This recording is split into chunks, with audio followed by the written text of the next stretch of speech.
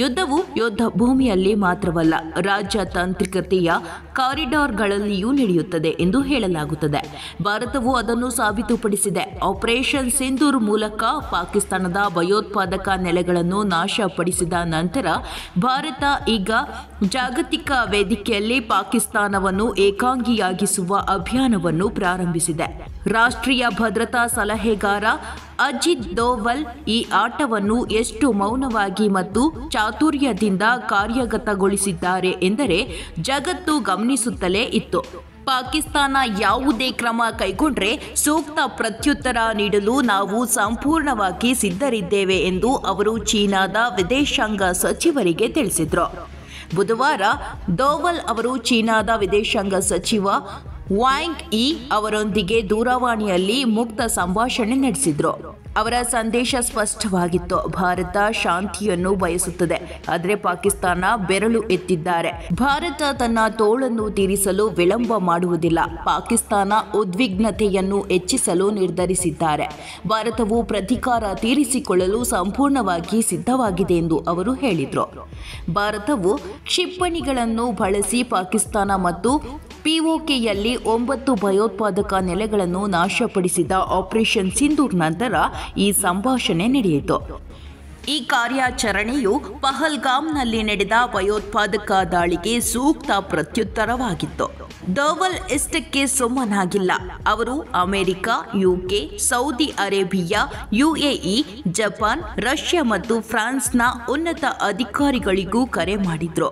ದೋವಲ್ ಅವರು ಅಮೆರಿಕದ ಎನ್ಎಸ್ಎ ಮಾರ್ಕೊ ರುಬಿಯೋ, ಬ್ರಿಟನ್ನ ಜೊನಾಥನ್ ಪೋವೆಲ್, ಸೌದಿ ಅರೇಬಿಯಾದ ಮುಸೈದ್ ಅಲ್ ಐಬಾನ್, ಯುಎಇಯ ಶೇಖ್ ತೌಹಾನ್, ಜಪಾನ್ನ ಮಸಾಟಕಾ ಒಕಾನೊ, ರಷ್ಯಾದ ಸೆರ್ಗೆ ಶೋಯಿಗೊ ಮತ್ತು ಫ್ರಾನ್ಸ್ ಅಧ್ಯಕ್ಷರ ರಾಜತಾಂತ್ರಿಕ ಸಲಹೆಗಾರರೊಂದಿಗೆ ಮಾತನಾಡಿದರು. ಭಾರತದ ಕ್ರಮಗಳ ವಿವರಗಳನ್ನು ದೋವೆಲ್ ಎಲ್ಲರಿಗೂ ವಿವರಿಸಿದರು.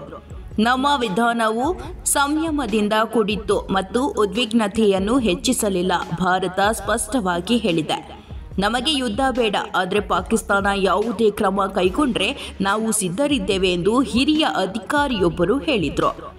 ಆಪರೇಷನ್ ಸಿಂಧೂರ್ನಲ್ಲಿ ಭಾರತೀಯ ಸೇನೆಯು ಪಾಕಿಸ್ತಾನದ 5 ಸ್ಥಳಗಳಾದ ಬಹವಾಲ್ಪುರ್, ಮುರೀಕೆ, ಸಿಯಲ್ಕೋಟ್, ಸರ್ಜಲ್ ಮತ್ತು ಪಿಒಕೆ ಮೇಲೆ ನಿಖರವಾದ ದಾಳಿಗಳನ್ನು ನಡೆಸಿತು. ವಿಶೇಷ ಶಸ್ತ್ರಾಸ್ತ್ರಗಳನ್ನು ಬಳಸಿ ನಡೆಸಲಾದ ಈ ದಾಳಿಗಳು ಐಎಸ್ಐ ಪೋಷಿತ ಭಯೋತ್ಪಾದಕ ಮೂಲ ಸೌಕರ್ಯವನ್ನು ಧ್ವಂಸಗೊಳಿಸಿದವು. ಭಾರತ ತನ್ನ ಭದ್ರತೆಗಾಗಿ ಈ ಕ್ರಮ ಕೈಗೊಂಡಿದೆ ಎಂದು ದೋವೆಲ್ ಪ್ರತಿ ದೇಶಕ್ಕೂ ವಿವರಿಸಿದರು.